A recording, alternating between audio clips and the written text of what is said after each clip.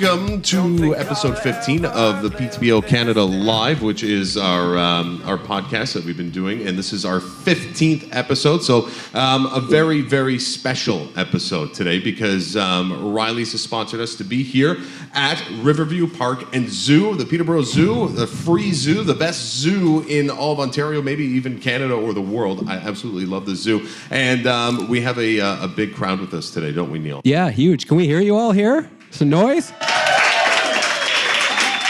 Thanks for coming, guys. This is fantastic. And yeah, Riley's is our home base, but Riley's let us take this show on the road today to come to the zoo, and you brought us the weather guy.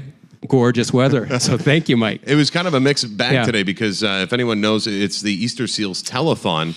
So I was asked if I could potentially bring terrible, awful weather so everyone would stay home and watch the telethon and donate. But instead, this came. So it's kind of a 50-50 mixed bag, but I think they're doing really well at the telethon. Are they? You were there this morning as well? I was there this morning having some fun. Good. But more importantly is that we're here at the zoo right now, and there is just a huge crowd of people. We've got kids and we've got critters. We do. We've got lots of critters. And we're going to meet a pot-bellied pig today. You're going to meet a chameleon. One besides me, you mean? Yeah. Right. Your twin. Yeah, a close family member. Yeah. And I did request a meerkat, but we apparently they're a little too temperamental to come on. But we have lots of other animals too. Chameleon, rabbits maybe. We got a snake coming on, and I'm mortified of snakes, Mike. Are you really? Does anyone like snakes in here? Do kids like snakes? Oh. Yeah.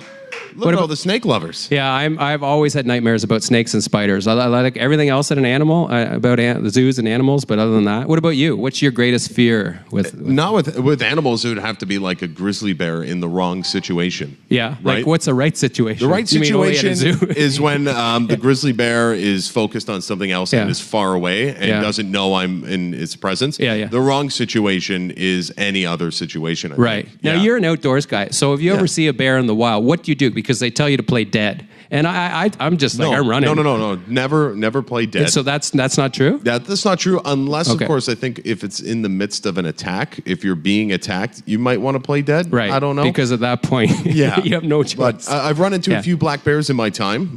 When I was a little bit younger, I was walking around in the woods and came into a black bear, which was right in front of me. And all I did was I clapped really loud and I yelled at the bear, and it turned around and it ran away. Really? That's like winning the lottery. No, that's what you're supposed to do. Yeah. Because bears are almost as scared as you as you are of it. So you should certainly try and scare them and make yourself look really big so that it thinks twice about wanting to attack you. Well, I'll remember that next time. But but grizzly bears, you don't do that. You just try and back away as slowly as possible. Right. Always keeping your eye on the bear. Right. Okay. Yeah. But we're this is an honor to be here. Jim Maloney, you're going to be speaking to today, the curator of the zoo who organized this whole thing, and we really appreciate him doing this. We're a great supporter of the zoo. We love sharing animal pictures on PTBOCanada because people love looking at pictures of animals and pets and cute things like that. Well, and they can just come here for free and do it anytime they want as long as the zoo's open. Now the zoo, isn't it open all year round anyway? It is, right? It's open year-round, Jim? I'll have to ask. Yeah, you'll ask him. But I have to say, I grew up in Peterborough. Started coming here as an 8-year-old. My buddies and I would bike over on every summer day. Moved away to Toronto for 20 years. Every time we came back with the kids, we'd come to the zoo. That's the thing you had to do. And now when our friends from Toronto come up, we bring them to the zoo. And they're like, this thing's free? They can't believe it. Like, this literally is a world-class zoo. I requested a giraffe in the next few years, so we'll see if that happens. We'll see if we can get a giraffe. Hippopotamus would be kind of hippo, cool. Yeah. Polar bear. Yeah, polar bear. That's in the next 10 years, maybe the next phase. But it really is a world-class zoo, and I can't believe it's free. Yeah. So pretty soon they might be able to get woolly mammoths here. Absolutely. Have you heard about the DNA testing that they've been doing? It Yeah. may not be possible, but if you could get a woolly, that'd be pretty sweet. Yeah, fantastic. And, we've got more families coming in. If you hear on the podcast, you're watching at home, because this is all going to be on YouTube later. If you're listening at home, you're hearing babies squealing. There's a lot of babies here. Can we hear everyone one more time? Come on. Can we hear a zoo song? No, you know what? James Higgins is here today, and he's going to play a zoo song for us. That's right. And we've even got a special zoo helper. Sarah Law is going to be in here today. Yep. And I'm not going to say exactly what critters we're going to see, but yes, we are going to see a pot-bellied pig and definitely a snake. So you never know what's going to happen. But then there might be a critter that you may not be able to see. and it could be right in front of you. And I'd like to thank Jason Wilkins. You're seeing someone in the corner here. He's live illustrating this. He comes to our podcast every Sunday at Riley's, and he's going to be live illustrating this as well today. So you'll see it on Twitter. And Jason's one of the best illustrators anywhere in Peterborough and Canada. So actually, I want to ask him about the coordinates, the northwest coordinates he's got on his forearm right now. It's his cottage, he told me. So that was a birthday gift. You just got it done last night, right, Jason? Yeah, it looks painful. I'm gonna get you got tattoos all over you, which I saw at the book. I got coordinates too. It's for Taco Bell. Taco Bell? Yeah, right here on my forearm. You got Burger King on the other arm? Burger King. I put all my favorite joints on there. But you know what? We've got a lot of kids here who want to see some critters. We have to talk to Jim Maloney first, and we're going to bring him on. But Neil, happy 15th episode of the podcast. Fantastic. Great celebration, buddy. Absolutely. So let's rock it with Jim. No beer this time around, but next beer. Next week. And who's on next week? Next week we have Kemi. Yes. Kemi's on, and we have Television Road. That's right. Television Road, a great band. All right. Back at Riley's. All right, cool. Yeah, okay. All right, let's do it. All right, put your hands together. We've got Jim Maloney coming up, the curator of the zoo. Come on, Jim.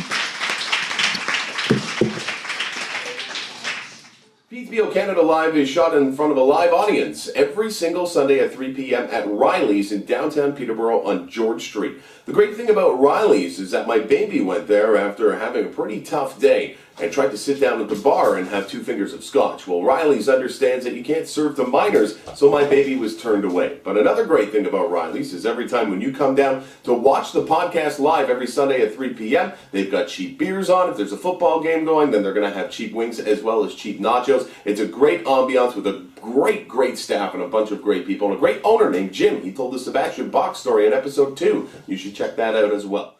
Welcome back to the 15th episode of PTBO Canada Live. And joining me now, Jim Maloney, you are the curator of the Riverview Park and Zoo. And how long have you been here for now? I've only been here about 3 years. 3 years. Where'd you come from before this? I did work for the utility for about the previous 10 years. Riverview is part of the public utility here in the Really? Yeah. I didn't know it worked like that. Yeah. So, did you used to work on the lines or were... Well, interestingly enough, I worked in the engineering department. In the engineering department? Yes. Well, you know what? I think it's smart that we have a smart guy running the zoo. How do you take engineering and apply it to something like running a zoo? Oh, they're very similar. No, not really. No? Not at all. No, the learning curve has been massive. It's been a big challenge, but we've had a really good staff here for many years, and I was fortunate enough to come to the zoo. We have a couple people who've been here more than 25 years each, actually, and the staff has been very supportive. Yeah? Yeah. All right, so in terms of when you come here, what's been the biggest hurdle for you coming from utilities to the zoo? Probably the biggest hurdle is, after working kind of in the same industry for about 20 years, I was used to, having a pretty good handle on my area of work. And coming here, there's so much of what's going on here, especially on the animal side, the biology side, the animal health side of things, where I was basically as green as it could possibly be. So speaking of green as well, and did you know a lot about animals before you started coming here? We owned a dog, and I have a rabbit. A dog and a rabbit. Yeah. So a little bit different now. Very different. So very different. Being the curator, can you go around and go into any cage you want to and touch any animal you want? I suppose I could. In general, I wouldn't. Certainly when I first started here, I wouldn't do anything around the animals without talking to part of the animal care team. And I typically do that still today, just as a matter of respect, and because my knowledge, even now today after 3 years, is really shallow. Yeah, it's still, these guys know so much about every single animal. It must be really hard to, I guess, to get to that point where you can go in. Oh, sorry, what animals are behind us here? These are the servals. They're serval. Yeah, so they're an African cat, a medium-sized African cat. Really? Yeah. A medium-sized African cat. So I heard they can be quite vicious as well. Yeah, they don't like us a lot. Sometimes we'll send a couple keepers in, and they'll kind of shoo them inside if we need to do some work out there. Yeah. I never go in there. No. Okay. Now, this is a free zoo. That's probably one of the best attractions in Peterborough that you can get to. In terms of when it comes to funding, where do you guys get the money to keep this place running? Well, it's an interesting story, and it kind of goes back a little bit to the history of the zoo. So if you've been around Peterborough very much at all, or been around the zoo very much at all, it always struck me as strange how we have a water treatment plant stuck in the middle of our zoo. Right. And why would anybody ever decide to do that? Actually, what happened was back in 1933, there was no zoo here. There was the water treatment plant. And the gentleman who was the manager of the utilities at that time, his name was Ross Dobbin. Okay. He went to Florida for an American Waterworks Association conference. And while he was there, somebody gave him a gift of 2 baby alligators, American alligators. I actually have a photo in my office of him holding them up by their tail like this. I think there might have been some whiskey involved. Yeah, probably. Anyway, he brought the alligators back to the water plant, and at that time there was a big ornamental fountain in front of the building. He set them up in the fountain and asked the guys who worked at the plant to take care of them. Wow. When people in the community found out about this, they started coming to the plant to see these alligators. And then over the next 10 years, and I'm not exactly sure how or why this happened, but it's in the Examiner, we ended up with an orphaned bear cub, an injured doe, and then a bunch of waterfowl. And the more animals we had, the more people from the community came.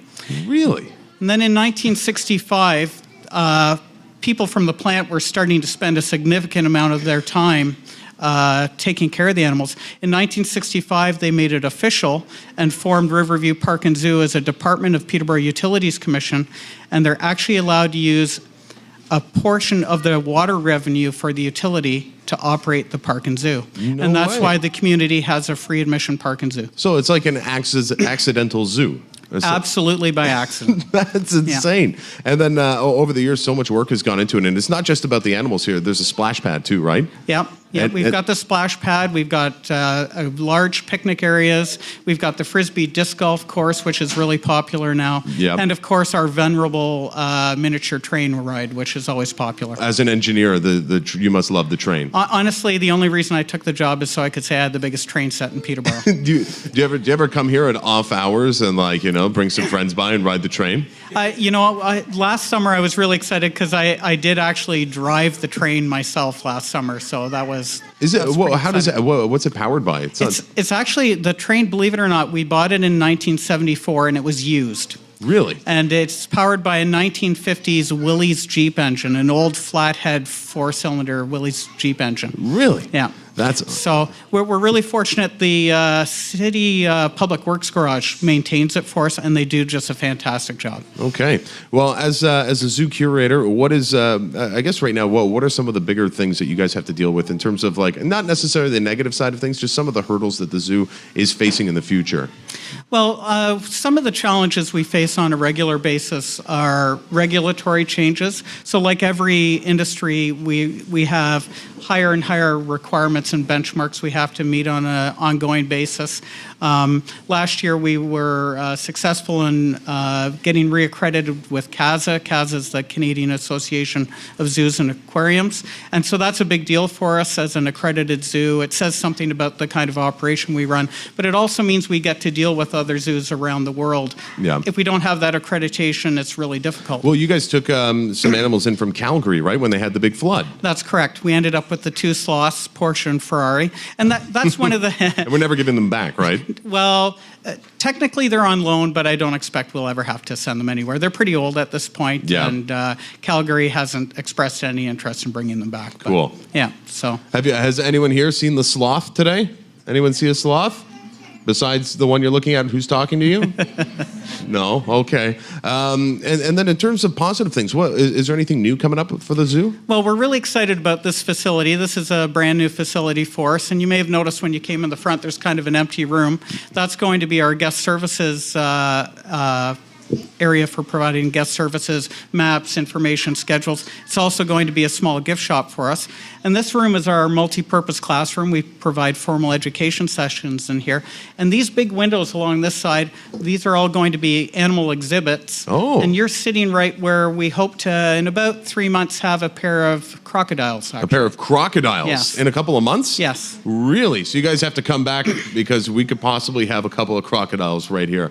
And is it harder to get, because we were asking you before, are we ever going to get a giraffe at the zoo or a polar bear? Is it kind of size restrictions you guys deal with? That's why we get more like crocodiles and stuff like that?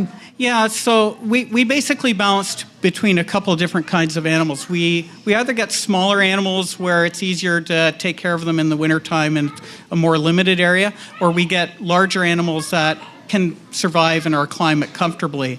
So animals like the yaks over here, or the Szechuan takin, or the camels we have, they're all very used to the climate that we have here.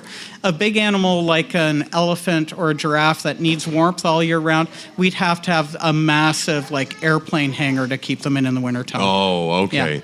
So no airplane hangars coming to the zoo anytime soon. No. Oh man. One request that I had made when we had decided to do this was for a monkey. Are these monkeys just not in the mood for me? Well, I'm sure they'd be in the mood for you whenever you need it.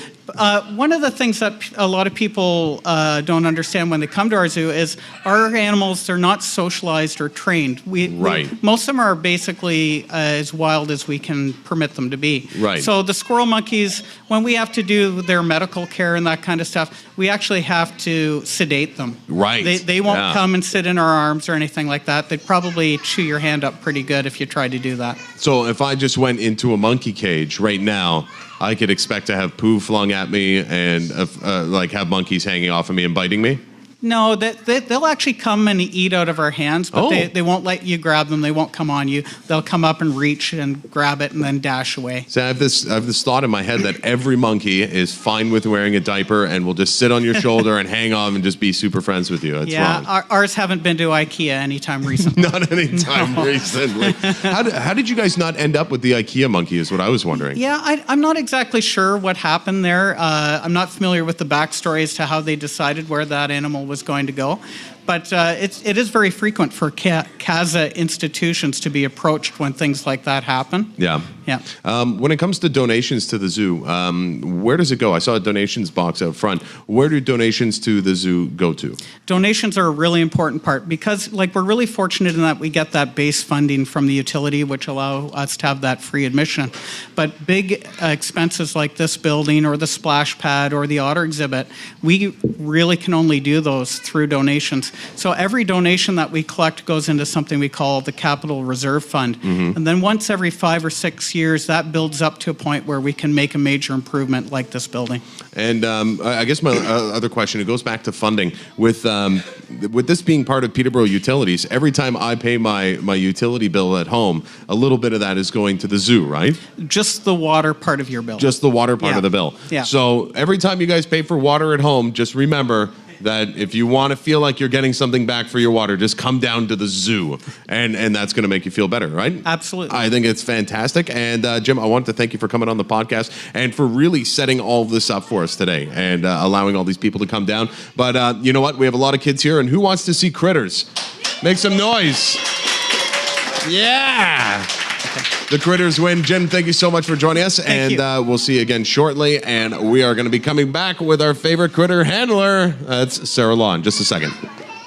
PTBOCanada Live is brought to you by Kawartha TV Stereo. You know, the great thing about Kawartha TV Stereo is that they have wonderful customer service. My baby went in there a little while ago because he wanted to upgrade his speaker stack because he likes listening to music. Well, they helped him and realized that, hey, I know this is a baby, and I could certainly take advantage of this baby and take him for everything he's got. But no, they didn't do that. They went in, they helped him get exactly what he needed, found the right little earplugs and earphones that these little ears need, and sold him the equipment that he wanted. And he got a great deal on it, and that's why we love Kawartha TV Stereo. Also, they provided us with our laptops as well as a bunch of gear and the cameras that we use to record PTBO Canada Live with Mike Judson.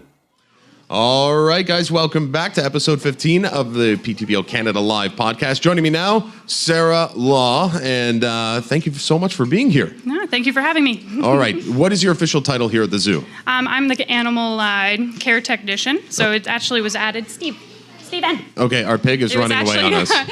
added in for me. I'm basically the vet tech and zookeeper at the center. Well, So- what did you have to go to school for something in specific to do this? I did, yeah. I'm a veterinary technologist, wildlife rehabilitator. So I went to Northern College. It had a specialized program for wildlife rehabilitation. So I was able to do that, Yeah. and loved it. If you ever go to any school, go to Northern College. All right.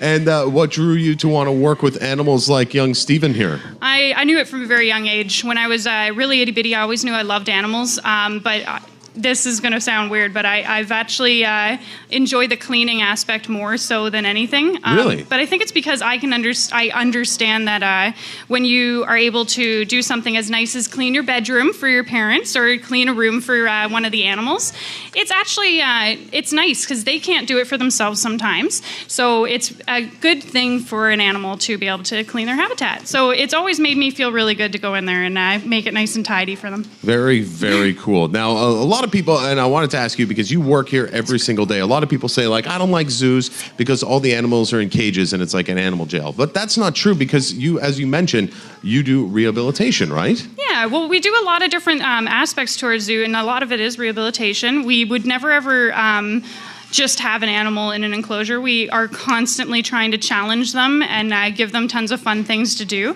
Like Stephen here, he's able to go on beautiful walks around the zoo. So if the crowds permit it and such, we will walk them as far as they want to walk and make sure that they're always able to do things. So Steve's really lucky. He's able to go around and visit other animals. He personally loves the otters. And yeah, he is extremely sociable. He also knows tricks. He's able to sit. Oh, Good boy. It's not that impressive, I know. good boy. But he is an absolutely amazing and extremely intelligent animal. I don't know if I mentioned Steve was an ex-pet. So the bylaws changed basically, and he was no longer allowed to be kept in his home. So the owners were very smart and kind to bring him to our center so that we could give him the same care and quality as he had back at his house, which is actually why dog treats are one of the main things I'm feeding him. He'll do anything for a dog treat. That's why I can shake the box and he'll pay right back attention to me. So he's a pretty good pig. Oh, so he eats dog treats. Will he eat anything like a pig? Sit. Yeah, he eats. He has grains and such. Would he eat like a Baconator from Wendy's? If you gave it to him, please do not ever give a Baconator to a pig. No, they're yeah, pretty bacon much to the pig. I didn't think about that. Sorry. He's pretty much like he'll eat pretty well anything that's edible to him. The one thing that I always hope that people will do when they come to any place, zoos, parks, and such, is please pick up your litter because you never know what an animal may or may not look as a good food to eat.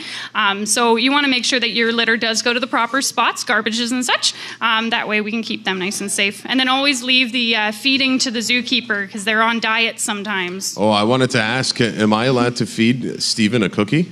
You can. He's being a little bit... Aggressive? No, not aggressive. Just okay. wide-mouthed about it. Come here, Steve. Oh, Stephen. Come here, buddy. I am going to feed a pig. This is the first time it's been reversed for me. Come on, Steve. Come here. Sit. Sit. Okay, here we go. Oh, good job, Stephen. Oh, he's such a good pig. And he feels like a hairbrush, like very hard, thick bristles. I don't have any more. I'm sorry. Here, Stephen. Good boy. Sorry. I'm not going to say anything. So we also have some more critters that we're going to be experiencing today. But in regards to Stephen, how old is this pig? Oh, he's around 8 or 9. 8 or 9? He's not that old. He can get a lot older than that, but basically, yeah. How old does a pig live? Around 15, 20 years. Oh, wow, that's pretty long. Yeah. All right. Well, I've outlived the pig, so that's pretty good so far. And in terms of weight, so he's on the small end of pigs. If you go to the Royal Winter Fair or whatnot, and that is not a good place to go and look at pigs, but either way, but they can be like gigantic. Yes, these ones are actually seen as really good pets because they're smaller size. So this is actually as big as they can get. Right. And so they're typically kept as house pets for that reason and for their adorable little pot belly that always hangs down to the ground there. Now, kids, has anyone ever seen the movie Babe?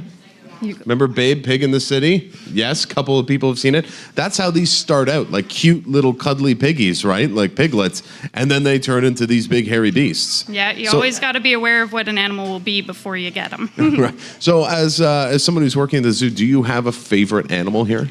I do. Steve's pretty darn close to my favorite animal, but the sloths, so I pretty well always win it around here. Really? They have a cool personality, and what's really lucky is the zookeepers always get to see that personality. And they kind of have a weird smirky smile to them, eh? And they'll hang off of you, and you can pick them up, that sort of thing. Yeah? We never pick them up like a belt or anything, not like the Groods, but they do actually have the ability to hold on really, really well. They have a permanently twisted hand, so right. They are always able to hold on in that way. But yeah, we don't pick them up too often. We've only had a few choice situations where we've had to actually lift up one of the sloths. Yeah, and their names are Porsche and Ferrari? Yep, named after the fastest cars, and they're the slowest mammal. That's what I thought they should be named, like Cheech and Chong or something. Oh, Neil Morton, this is your exhibit. Can you give me that camera, Neil? Because you have to go over there. So, can anyone guess what our next critter is going to be? Oh, you got it, buddy. Yeah, that's right.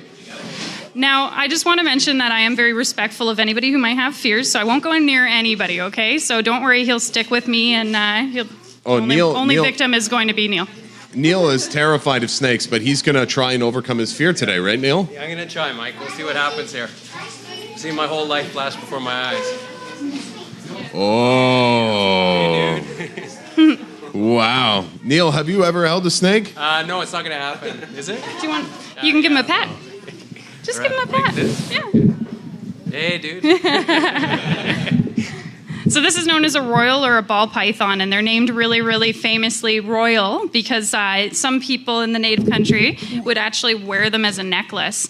They're very calm animals. They love the heat from a human's body, so they'll actually sit there for a very long time. And so they would sit there on their necks as a beautiful necklace, and they would look royal or very rich. So it's just kind of one of those cool things. And because we've been asking questions, does anybody know why they would be called a ball python? Do you have a guess? Why are they called a ball python? What do you think back there? What do you think? Ooh, good guess. It's not because they have spots. Not because they have spots. Do you have a guess? They roll up into a ball. If they get really, really nervous, they'll actually roll up into a ball. Put their head in the middle of the ball, and you could actually roll them around like they were a ball. I had no idea. So they are extremely cool that way. Wow, aptly named. Now, this snake, is it venomous or not? No, this is actually constrictor. So they would go around and they would squeeze their prey until their prey was able to be eaten. Right. Yeah. And what kind of prey would the snake go after? This one would go after something around the same size as a mouse. So they would have some, not a lion. They're not that cool. Lions might actually go after them. And so, yeah, they would go after something like a mouse or a vole or something around that size. Okay, and but you wouldn't want to put it in the bunny pen, right? No, just in case. But they would typically be able to figure out that bunny's way too big for them, which is why they're always a very safe animal to meet, because they know that we're way too big for them to eat as well. So they wouldn't try to do anything harmful towards us unless you did something harmful towards them. So you always try to treat a snake with a lot of respect, and they'll treat you right back. All right. Now, who thinks here that a snake is slimy? Ooh. Are snakes, now let me ask, are snakes slimy? Snakes are not slimy. I actually normally say humans are slimier than snakes, because on a day like today, when you're walking around and you're getting really hot, what do? We're sweating like me. We sweat. Like me and Steven. So we leak slime. But these guys don't do that. They actually don't have any sort of moisture to them at all. All right. Okay, can Neil please hold the snake? You want to hold him? Come here. All right, Neil's going to hold the snake, everybody. We are... So the only rule is I get its head. Look at his hand shake. You can hold the rest. Like this? Yeah, Oh, okay. and she's got my hand. So we're kind of stuck now. Oh. This isn't bad. It's not bad? Bring on the spiders. No way. Oh, Captain look at Oshawa. everyone.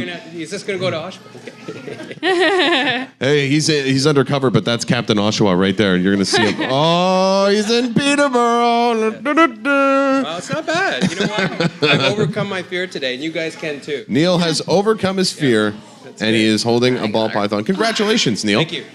That's my bucket list moment. That is awesome. All right, so I think we might... Oh, okay, this is a really cool one. Oh, here, Neil, can you take this camera and set it up or something? All right, we're going to move on to our next critter. So he goes back in the bag just like Jake the Snake Roberts. Remember him? He used to bring the snake to the wrestling ring. Yeah, this is a lot to make them feel nice and comfortable when they're sitting in their other room. Oh, okay. And we know where they are. All right, that is very cool. Now this is a very cool critter. So we're moving from... What was the ball python's name? I don't remember. Did it have a name? Mr. Squeezer. Oh, look at the mouth. Look, his mouth is open. I can see right in. Okay, so luckily we can see this guy right now, but who do we have on your hand? Now, this is my favorite name on the planet. This is Waldo. Waldo. I got a good reason. I got a good idea why he's called Waldo. Why is it? Typically, when we go inside the office and we look inside his enclosure, he's got tons of leaves and such, and we literally have to go, "Where's Waldo? Where's Waldo?" This is our beautiful chameleon. He's a wild chameleon. He can actually camouflage right into his surroundings, but not exactly the way that we love to know him for. He doesn't sit there and look at something purple and turn purple, but he does have the beautiful vibrant green that would be able to camouflage into the green that he's typically in whenever he's around the world. So this guy can only go light and dark and such, and it actually goes with his emotions. Whoop. Oh, how do you think he's feeling right now? Right now he's not happy that my hand's shaking. So there we go, I'll do this. Oh, look at his face. So why is his mouth open right now? He's just doing a little bit of a display towards me, so he's just making sure that I know I'm not to move. And then once he gets nice and calm, he'll just go nice, beautiful, calm color. You know what I'm going to say? He's turned like a neon green since you first pulled him out. Yeah. Is that when he's nervous? It could be because this is his first time going out in front of a huge crowd of people, so he might be camera shy. Wow. So chameleons are also very popular pets as well. Yeah. So is it a pet worth having in your house? They're very easy to have. That's okay. One of these pets out there that you can take care of very easily. You can basically all you have to do is provide them with the proper temperature and some beautiful food now and then again, and he'll be pretty well kept. And speaking of food, they obviously don't eat Baconators either. No, all this talk, I want a Baconator now. I don't even like them. Well, that's not true. I like them. My wife's looking at me. She says, "You're a liar." These guys are insectivores. Insectivores. Yeah. Any kind of insects? Where they're from, any kind of insects. We like to give them a bunch of hornworms and some crickets and such here. Yeah. And they'll eat some mealworms as well. They sometimes eat leaves, but not main staple in their diet. Now, these reptiles are not fast in terms of movement, but there is something about them that is incredibly fast, right? Yeah, their tongue, they actually are able to grab insects with their tongue quicker than your eye can see it. I've been able to actually see him do it once, only because he actually kept his tongue out for a couple seconds for me. So. Wow. Kids, you want to come up and take a look at the chameleon? Yeah. You can get a little bit closer if you want. Now's the time. You can come a little bit closer and take a look at the chameleon. You just can't give them any sort of touch, and the only reason is we want to make sure first off that your hands are clean if you ever touch him, and then that your hands are cleaned after, and we just don't have that ability right now. But when you're looking at him, watch where his eye goes. I'll tell you, his one eye's staring straight at me. Where's his other eye? Staring at me. Oh, yeah. So he can actually look in any direction. Both his eyes move individually. Really? So they'll actually move in any direction, and then when they see something yummy like a bug, bam, both their eyes are on it, and they'll find out exactly where it is. So is it like when you're playing like Xbox, right, kids? And when you play two players and there's a split screen? Is it like that? They can see both things at the same time? Yep. They're smarter than humans. He's actually looking front and back right now. There you go. Wow. He's looking back at me. Yep. I can see him looking at me. He's like, be quiet back there. And then the last cool thing that they have, well, they have tons of cool things, but is their little tail. His tail here is actually called a prehensile tail, which is a lot like when you ever see a monkey. You see a monkey use their tail. He can actually use it to hold on to. So he's curling it up right now because he doesn't have a branch to hold on to. But you'll see them wrap it around branches as well. Wow. And what kind of enemies would they have out in the wild? I'm not sure right now. Sorry. No. All right, we won't want to talk about that. I don't fathom guesses. If I don't know and nobody knows everything, right. just say you don't know. Do you know where they're from in the world? Yeah, these guys are from Yemen. Yemen. Yeah. Oh, they're from Yemen. And around that area. Oh, they're very cool. What do you guys think? Very cool looking lizard, hey? Yeah, very cool. All right. Well, is that it for critters? I can't remember. That's it, yeah. Oh, we also have the bunnies. We have the bunnies in the back for the kids to enjoy while they're walking around. Everybody always asks us, where did our bunnies go? And because their cage is outside the perimeter, we decided that they can come into our office. So we have some office pets in there. Well, what's it like working with animals every day as opposed to people? You still have to work with people every day. Still have to work with people. I think it's one of those jobs that's not made for everybody, but I'm definitely made for the job. So I absolutely love it. My job is calm, relaxing, and very entertaining on a daily basis. Animals always keep you guessing. Yeah, I would imagine. Well, you know what? This is the portion of the podcast I'm going to turn to anyone in the crowd. Does anyone have a question for this wonderful woman, Sarah, about working at the zoo? Does anyone have a question? You right there. How many animals do you have here? How many animals are at the zoo? We have over 100 different individual animals. Wow. Yeah. But there's doubles and triples of some of the other ones, right? We kind of cheat that way. And then we have reptiles and such. And it's very easy to get those numbers up. But yeah, we have tons. Yep. What are your favorite animals Out of all the animals, what are your favorites? In the whole wide world or just here? Oh, In the whole wide world. Okay, well, world. you know what? It actually kind of matches. It's the North American porcupine is my absolute utter favorite. And that's because nobody loves them, so I have to love them 100%. And when you start to get to know animals, you tend to learn these cool little things about them, and you'll fall in love with every single one of them, I guarantee. What's the animal we have to feed the most food? Oh, who eats the most food out of all the animals here? I'd have to think it's the domestic yak. Am I close? Yeah, it's going to be a lot of the hoofed animals. They constantly have to eat, and they constantly have to get grass, so you're just throwing hay in there. I think it's our camels are the most needy. We try to give them as much food as we can and as quickly and as often and as fresh as we can. Hold on, I'm taking the next question. We talked about this off camera before. I walked up to the camels last week, and it was like covered in spit. That doesn't mean it's going to spit, right? No, that's a huge misconception. Camels only tend to spit if they're really, really upset. So unless you insult our camels, they'll be fine. Don't insult the camels. Just say nice things to them. But basically right now you'll see our male camel has a froth all over his head. And the reason for that is he's in rut. So it's called a male breeding season. And he's just in display trying to attract the female on the other side of the fence. So he's just trying to get her attention. I call it his cologne. It's kind of like wearing perfume or a fancy outfit for somebody. That's what they do for rut. Yeah. Does he have one hump or two? He's got two because he's a backstring camel. That was a really bad pun also thrown in there. Yeah, I know. That's how I attracted my wife. I just covered my face in spit. Yeah, That's the guy right there. Does anyone else have a question, Miss? I think you had your hand up earlier. Oh.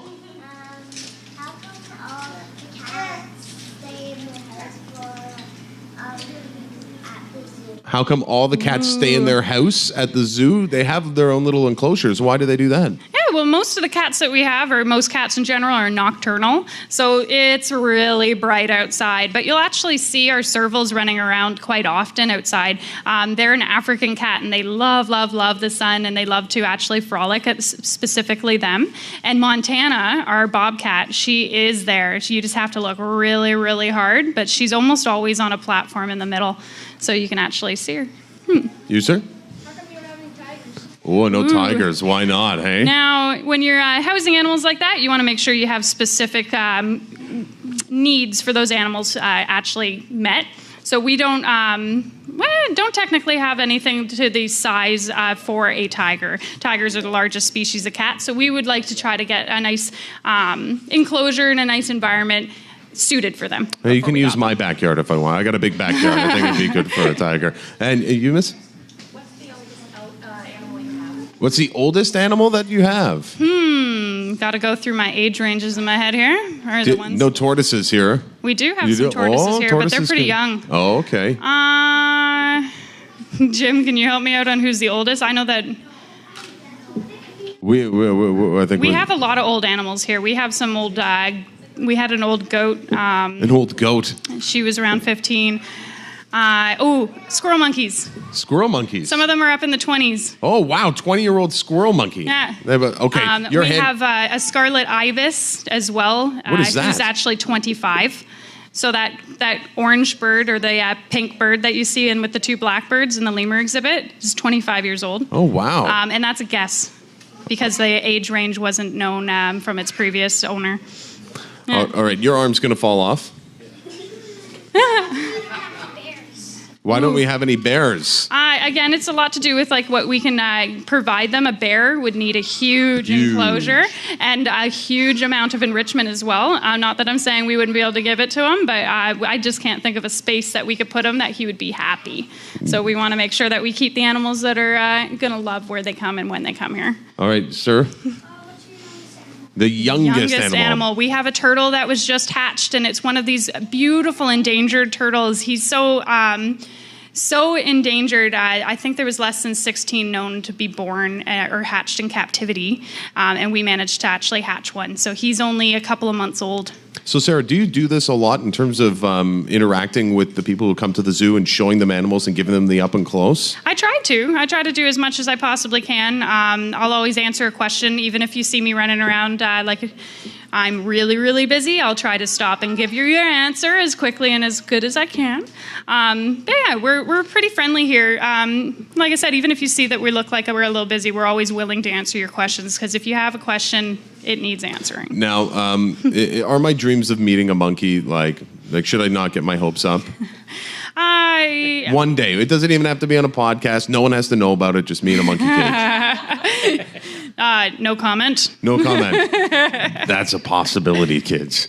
All right. Well, you know what? I have to say thank you so much for joining us on PTBO Canada Live on the podcast and the special podcast at Riverview Park and Zoo. What's your favorite thing about working at the zoo? What's the best thing about this zoo? It's when you get to do something when you're making an enrichment. So I mentioned enrichment before. My favorite thing in the whole wide world is trying to design something that an animal would really love and enjoy, and then seeing them love and enjoy it. That's what my phone's riddled with, is videos of animals just playing with things. Do you have any handiwork out there that we could see? Right now, I don't think there's very much that's visible. A lot of the things that I build, they can destroy, which is even better. The best one's in the camel exhibit. It looks like we forgot a couple of buckets, and then they decided to squish them. That's one of their enrichment toys. They really do love squishing things, so we gave them a bunch of garbage pails, which is nice. All right. Well, everyone put your hands together for Sarah. Thank you so much for bringing all of the critters on the show for today. And I think we have to come back to the zoo, and we'll have to get a new batch of critters. This is way too much fun. I could do this every week. All right, thanks again. And we have a special presentation. No one go away because we have James Higgins is here. He's a local musician, and he's going to be playing a zoo-themed song for all of you kids in just a second. Stick around. PTBO Canada Live is brought to you by Ben Van Veen Realty. Ben Van Veen is a swell guy. He works with Century 21. He's been doing a great job in the region. The reason why is because he's got some pretty unique services. Number one, he will send contractors to your home to get it market ready, and then you don't pay for those contractors until he sells your home. That's a pretty sweet deal. Number two is that if you list with him, he will give you 1,000 air miles up front. And then if you mention the podcast, he will give you 2,000 air miles. We like the way you think, Ben. And then on top of all of this, one of the greatest things that he does is he will actually create a website for your listing. So you're not cluttered in with all those other homes online. No, your house, your listing gets its very own website, and I'm sure that's going to help it sell a little bit better. So if you want to check out Ben's services, you can go to benvanveen.realtor. That is his website. And I guess the last question everyone has is, how does he do it? Well, his name is Ben Van Veen. That's how he does it. He's got a great name. Let's go back to the podcast. All right, welcome back to the musical portion of PTBO Canada Live. This is episode 15, and joining me now is someone that we're actually already familiar with for the podcast, and that is James Higgins. Welcome back, James. Hello. How are you? Good, thanks. How are you? Oh, very well. Thank you for having me back again. No, thanks for coming back. And you've got a bigger audience this time than the last time, and I know Neil Morton specifically asked for a zoo-themed song. What song did he task you with? It's Simon and Garfunkel. At the Zoo. And it's called At the Zoo. All right, guys, put your hands together for James Higgins. He's going to play us out for the podcast.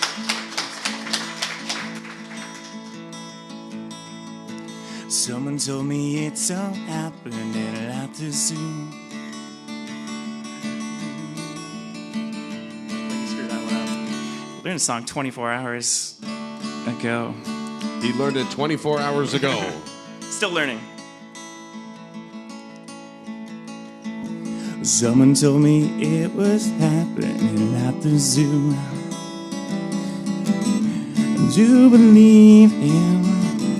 I do believe it's true.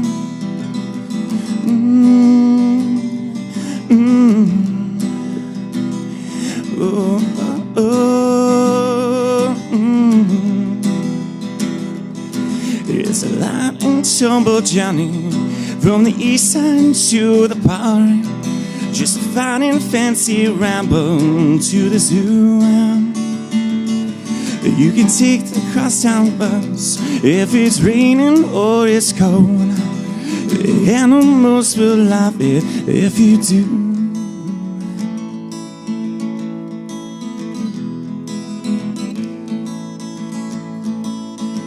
Sometimes the acts are happening at the zoo. I do believe it. I do believe it. It's true.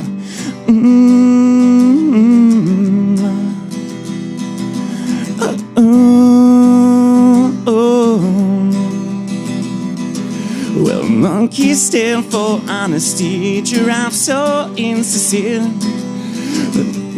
Are kindly, but they're dumb. Orangutans are skeptical of creatures in their cages. The zookeeper is very fond to roam. Zebras are reactionaries, antelopes are missionaries. Pigeons plot in secrecy, hamsters turn out frequently. What a guess, you gotta come and see at the zoo. And the zoo. And the zoo. And the zoo. All right, that does it for episode 15 of the podcast. James, once again, thank you very much. Thank you. All right, guys, give yourselves a round of applause, and that's it. We're over.